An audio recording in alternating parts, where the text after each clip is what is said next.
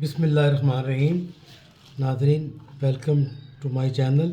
आज हम बना रहे हैं अनारदाना, पुदीना, थोड़ा सा धनिया डाला इसमें, और ये अदरक, ये लहसुन, ज़ीरा और ये हरी मिर्च, इसकी चटनी बना रहे हैं जो हर छोटे बड़े बंदों के लिए बहुत मुफीद है। ख़ासकर मैदे के लिए, जो मैदे का कैप्सूल खाते हैं उनके लिए तो बहुत ही अच्छी है।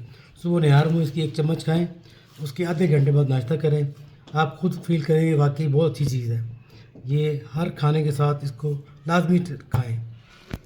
अब हम आपके सामने ये दिखा, ये अनारदाना जिसको हमने कल साफ़ करके धो के अच्छी तरह सारी रात इसको भिगो दिया है। ज़्यादा पानी नहीं डालना, बस इतना ही पानी डालना और इसी पानी में इसको ग्राइंड करना है। पुदीना, एक गुठी पुदीने की है, थोड़ा सा धनिया है,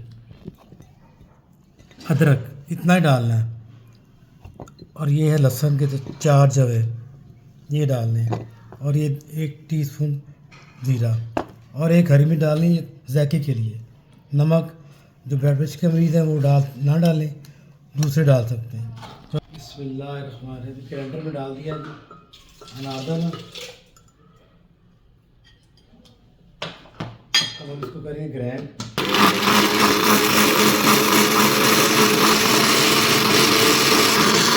देखें, बिल्कुल बारीक पिसा गया है। सारी रात भिगो के रखा था इसलिए जल्दी बारीक हो गया है। अब इसमें डालेंगे लहसुन, इसको ग्राइंड करेंगे। अदरक लहसुन, अब इसमें डाल देंगे ज़ीरा, इसको भी थोड़ी देर चलाएंगे।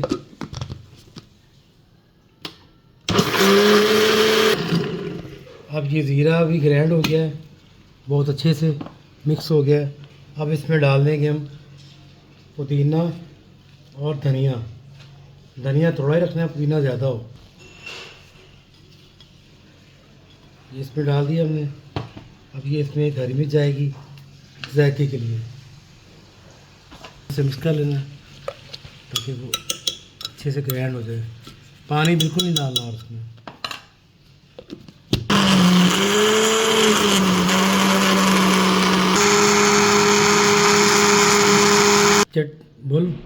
चटनी हमारी रेडी हो चुकी है, ये देखें आप। अब इसको हम किसी बर्तन में निकाल लेते हैं। बर्तन में निकाल रहे हैं, इसको बना के आप फ्रिज में रख सकते हैं, और हर खाने के साथ 1 चम्मच या 1.5 चम्मच लाजमी खाएं। आप बिल्कुल तंदुरुस्त तवाना रहेंगे। और बनाइए, खाइए और मज़े से इसके मज़े लेकर खाएं, और दुआ में याद रखें। शुक्रिया। बिस्मिल्लाहिर्रहमानिर्रहीम।